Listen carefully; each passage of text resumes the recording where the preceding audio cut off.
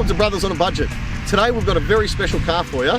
It's the Ferrari Italia 458. Now the 458 is a 4.5 litre naturally aspirated V8, and this is why they're seeking a higher market price at the moment, because the naturally aspirated V8s are few and far between at the moment.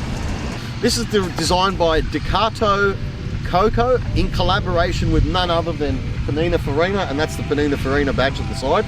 If you know anything about automotive design, then you will know Pininfarina is it's got a wide range of cars on the market. Pininfarina has worked with a range of different manufacturers, including Ferrari and even Holden at some stage. But anyway, let's not go there.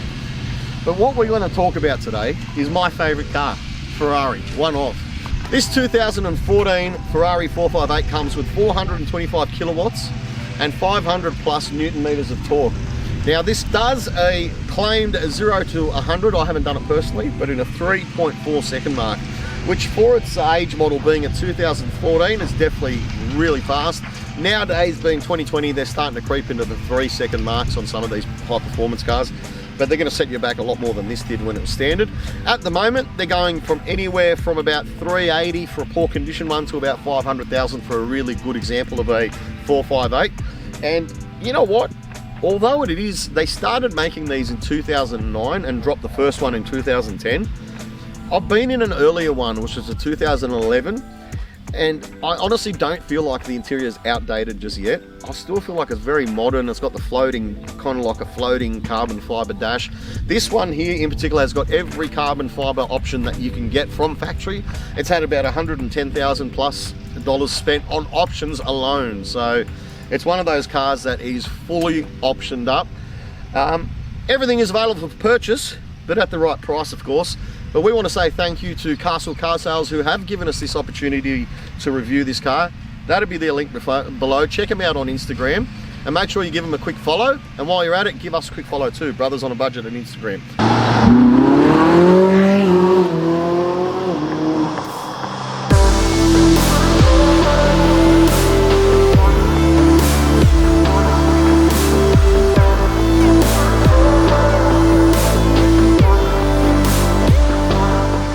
As you would expect from Ferrari, and a Pininfarina Ferrari for that matter, you've got the glass gallery, let's call it, gallery of the engine. And this is what, for me, completes a Ferrari, is when you can walk up to the back and see the red induction, the plenums, the induction plenums in red with the Ferrari logos embossed on the top of that.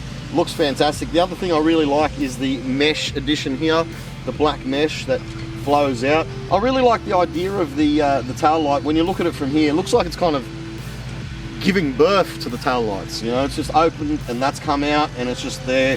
Beautiful. Always the Ferraris look best to me with the circular lights on the back. That is a Ferrari signature. The other thing this comes with is the triple exhaust tips out the back. You can't beat that. I love it. That's one of my favorite features of the rear of this car, is having the tri-exhaust tips. When people replace those, it burns me, because that is what I love about the back of this.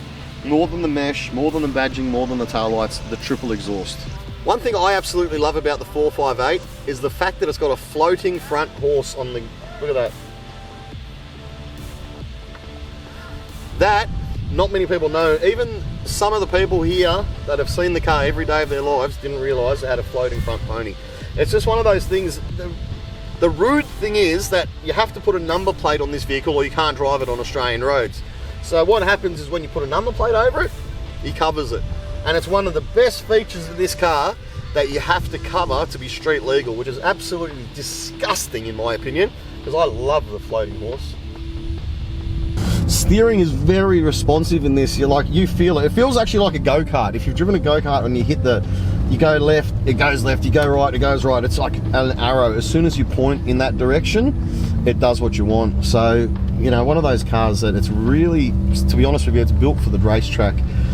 There's not much you're going to fault about this. I don't think Grant's usually first to pick a fault, and I don't think he's mentioned anything yet, so.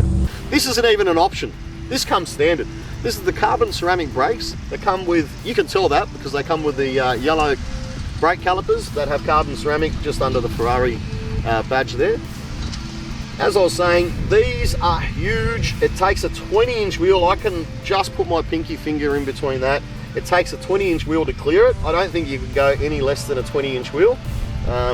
Seeing as you've got these brakes, you might, I don't know, what do you reckon? We might get a 19 on there and just scrape it down. But that is so big. Most of you guys will probably run on alloy wheels this big, but this Ferrari has brakes this big. Huge! All right, now let's talk a bit about practicality. For a supercar, this is definitely up there with one of the most drivable daily supercars you can own. I'll say that for a few reasons.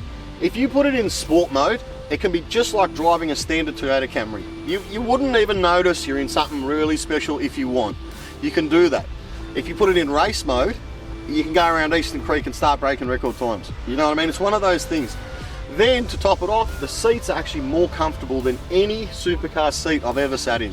These seats offer great support on your back. You could drive in it for hours. Honestly, I could do a trip to Victoria, no issues with this. The other thing is you've got definitely a lot of cargo space here and luggage space, which is something you don't find often in sort of these kind of category cars when you start talking supercars and hypercars.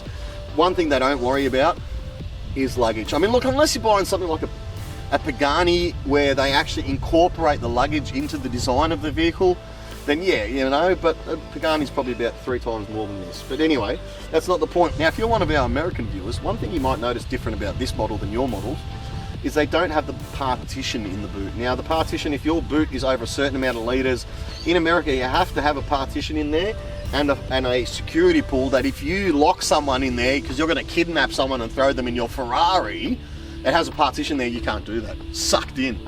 So that's what that partition's for. But in Australia, we don't have those nonsensical rules, but you do have to cover your floating stain with a number plate. But you know, we give and take, we give and take. But I don't even think you could even fit a body in there. Maybe Zia, do you want to see if you can get in there?